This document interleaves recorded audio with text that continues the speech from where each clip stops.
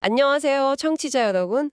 오늘 저희가 함께 파헤쳐볼 자료는 제목부터가 굉장히 강렬합니다. 남자의 영혼을 서서히 죽이는 잔소리. 네, 영혼을 죽인다라니. 이게 정말 보통 표현은 아니죠? 그렇죠. 잔소리라는 아주 일상적인 단어에 영혼을 죽인다는 표현을 붙이니까 이게 대체 무슨 얘기인가 싶더라고요. 이 영상이 아주 대담한 주장을 하거든요. 네, 잔소리가 그냥 뭐 좀 귀찮고 짜증나는 그런 수준의 불평이 아니라 한 낭자의 정체성 자체를 파괴하기 위한 교묘한 정신적 공격이라는 겁니다. 맞습니다. 그래서 오늘 저희 목표는 이 영상이 대체 어떤 논리로 이런 과감한 결론까지 가는지 그 뼈대를 한번 같이 따라가 보고 그 주장이 과연 설득력이 있는지 심층적으로 분석해 보는 겁니다. 네, 이 영상의 접근 방식이 아주 흥미로워요. 보통 이런 관계 문제는 뭐 심리학이나 그런 걸로 푸는데 성경, 그중에서도 삼손 이야기를 핵심 증거로 삼거든요. 아, 삼손 이야기요? 네, 고대의 서사를 통해서 현대인의 관계 문제를 진단하려는 시도인데 그래서 그런지 논리 전개가 아주 선명하고 자, 그럼 그 핵심 증거라는 삼손 이야기부터 한번 시작해보죠. 사실 성경 이야기를 현대 부부관계에 바로 가져오는 게 좀 놀랍긴 한데요. 네, 그렇죠. 근데 영상은 여기서 아주 보편적인 패턴을 찾아내려고 하는 것 같아요. 맞습니다. 영상은 삼손의 인생을 망가뜨린 두 명의 여성을 딱 집중 조명합니다. 두 명이요? 네. 첫 번째는 그의 블레셋인 아내예요. 이 아내가 삼손이 낸 수수께끼의 답을 알아내려고 7일 밤낮으로 울면서 그를 압박했다고 하거든요. 아, 압박을 한 거군요. 그렇죠. 영상 표현을 빌리면 그냥 괴롭혔다는 거죠. 결국 삼손이 그 압박에 못 이겨서 답을 알려주니까 알려줬군요. 네, 그녀가 바로 그 비밀을 삼손의 적들에게 넘겨버립니다. 와, 바로 배신을 한 거네요. 네. 그리고 두 번째가 바로 그 유명한 들릴라잖아요. 네. 영상에 따르면 들릴라의 수법도 첫 번째 아내랑 완전 판박이었다고 해요. 똑같았어요. 네, 정확히 같은 패턴을 반복합니다. 삼손의 힘의 비밀을 알아내려고 끊임없이 아주 집요하게 그를 졸랐다고 하죠. 영상은 바로 이 지점에서 결정적인 성경 구절 하나를 인용하는데요. 네. 그 여인이 날마다 그 말로 그를 재촉하여 조름해 삼손의 마음이 번뇌하여 죽을 지경이라. 아, 죽을 지경이라? 네, 바로 이 죽을 지경이라는 표현에 방점을 딱 찍는 겁니다. 잔소리는 그냥 불편한 게 아니라 사람의 정신을 피폐하게 만들어서 정말 죽음 직전의 고통까지 느끼게 하는 행위다. 이걸 주장하기 위한 가장 강력한 근거로 이 구절을 제시하는 거죠. 잠깐만요. 그럼 영상의 논리는 이런 건가요? 그러니까 삼손의 아내가 졸랐더니 배신당했다. 네, 그리고 들릴라가 졸랐더니 모든 걸 잃고 파멸했다. 그러니까 잔소리는 곧 파멸이다. 바로 그게 이 영상의 핵심적인 수사 전략입니다. 가장 파괴적인 결과를 낳은 사례를 가져와서 이것이 바로 잔소리라는 행위의 본질이다 라고 딱 규정해버리는 거죠. 아... 뭐 가끔 의견 충돌이 있을 수 있죠. 이런 미지근한 이야기가 아니라 이건 본질적으로 파괴를 목적으로 하는 공격이다 라고 프레임을 딱 설정하는 겁니다. 아, 그러니까 우리가 보통 생각하는 그런 뭐 여보 쓰레기 좀 버려줘 이런 일상적인 잔소리랑은 아예 차원이 다른 이야기로 정의를 내리는 거군요. 완전히 다르죠. 영상이 말하는 잔소리는 대체 정확히 어떤 행위인가요? 영상은 이걸 소통의 실패가 아니라 의도적인 조종 전략으로 규정합니다. 조종 전략이요? 네, 여성이 원하는 것을 남성에게 솔직하고 직접적으로 요구하는 대신 그를 조종하기 위해 벌이는 유치하고 비밀스러운 게임이라고 아주 강하게 표현하죠. 와, 건강한 소통이 아니라 상대를 내 뜻대로 움직이게 하려는 일종의 권력 게임으로 보는 겁니다. 유치하고 비밀스러운 게임이라. 표현이 정말 세네요. 그럼 그 게임의 결과로 남성이 잃는 건 뭐라고 하나요? 단순히 그냥 평화를 위해서 뭘 해주는 것, 그 이상의 대가가 있다고 보는 것 같은데요. 네, 그 대가가 엄청나다고 경고합니다. 남성이 그 게임에 굴복하는 순간 네. 그는 단순히 평화를 얻는 게 아니라 자기 목소리를 잃고 자신의 신념을 포기하게 되고 궁극적으로는 자기 자신, 즉 정체성까지 서서히 침식당한다고 주장해요. 삼손이 힘의 비밀을 넘겨준 게 단순한 정보 유출이 아니라 자기 존재의 기반을 통째로 내준 것과 같다는 비유인 셈이죠. 이건 뭐 단순히 부부 사이의 기싸움 정도가 아니라 거의 한 인격체에 대한 해체 시도처럼 묘사하고 있네요. 맞습니다. 그런데 영상은 이런 현상이 뭐 삼손 시대에만 있었던 특수한 일이다. 이렇게 보지는 않죠? 네, 전혀요. 오히려 역사적으로 계속 반복되어 온 보편적인 패턴이라고 주장합니다. 아, 역사적으로요? 네. 여성이 터무니없는 이유로 남성을 깎아내리고 그 결과로 가족 전체가 고통에 빠졌을 때 정작 그 원인을 제공한 여성 자신은 오히려 충격받고 슬퍼하는 그런 아이러니한 모습이 역사 내내 반복되어 왔다는 거예요.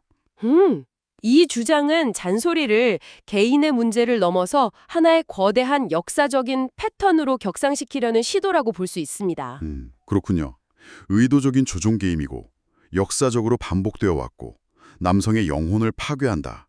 와, 이렇게까지 심각하게 문제를 진단했다면 그 원인에 대한 분석도 분명히 있을 것 같은데요.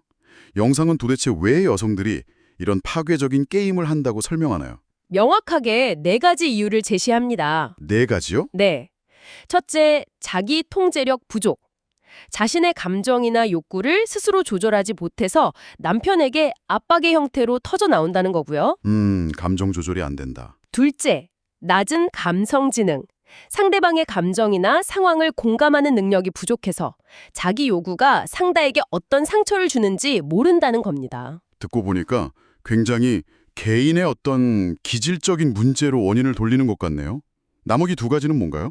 세 번째는 인내심 부족. 원하는 것을 즉시 얻으려 하기 때문에 기다리거나 토론하거나 타협하는 과정을 견디지 못한다는 겁니다. 그리고 마지막 네 번째가 이게 가장 도발적이에요. 뭔가요? 자신이 남자보다 더 잘한다고 생각하기 때문입니다. 아, 남성의 판단을 신뢰하지 않고 자기 방식이 더 우월하다고 믿기 때문에 존중 대신에 강요와 조종을 택한다는 거군요. 바로 그겁니다. 근데 잠깐만요. 그 세 번째 이유라는 인내심 부족이요. 솔직히 원하는 걸 바로 얻고 싶어 하는 마음은 인간이라면 누구나 가진 보편적인 심리 아닌가요? 맞아요. 근데 영상은 왜 유독 이 점을 여성의 결함이자 조종의 근원이라고 지적하는 거죠? 아주 좋은 지적인데요.